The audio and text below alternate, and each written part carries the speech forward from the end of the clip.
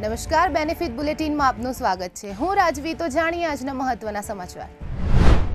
આગામી સપ્તાહમાં એક મેઇનબોર્ડ આઈપીઓ અને 3 અન્ય ઇશ્યુ સબસ્ક્રિપ્શન માટે ખુલશે. આજે 11 ઓગસ્ટના રોજ 6 કંપનીઓના શેર દલાલ સ્ટ્રીટમાં રજૂ થશે. બ્લુસ્ટોન જ્વેલરી, લાઇફસ્ટાઇલ અને આઈકોડેક્સ પબ્લિશિંગ સોલ્યુશન્સ આઈપીઓ 11 ઓગસ્ટે ખુલશે. આગામી સપ્તાહમાં જે મેઇન બોર્ડ લિસ્ટિંગ થવાની છે તેમાં JSW સિમેન્ટ આઈપીઓ અને હાઈવે ઇન્ફ્રાસ્ટ્રક્ચર આઈપીઓનો સમાવેશ થાય છે.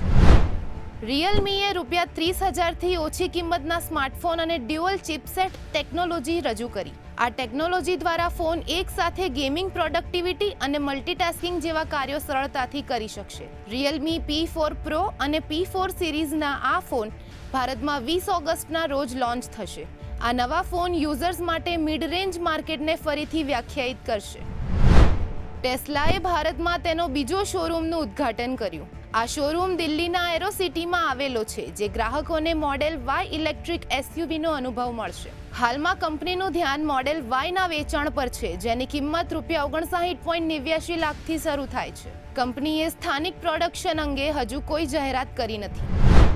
જુલાઈમાં ઇક્વિટી મ્યુચ્યુઅલ ફંડનો પ્રવાહ વધ્યો. મ્યુચ્યુઅલ ફંડનો પ્રવાહ 81% વધીને ₹42,702 કરોડ થયો.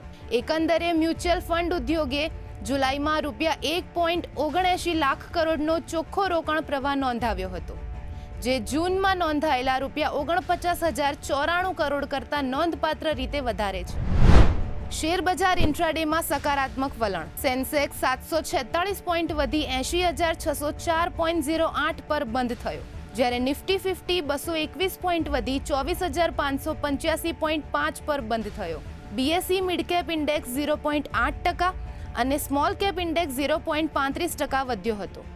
તો આવા જ મહત્વના સમાચારો જાણવા માટે જોડાયેલા રહો બેનિફિટ ન્યૂઝ સાથે.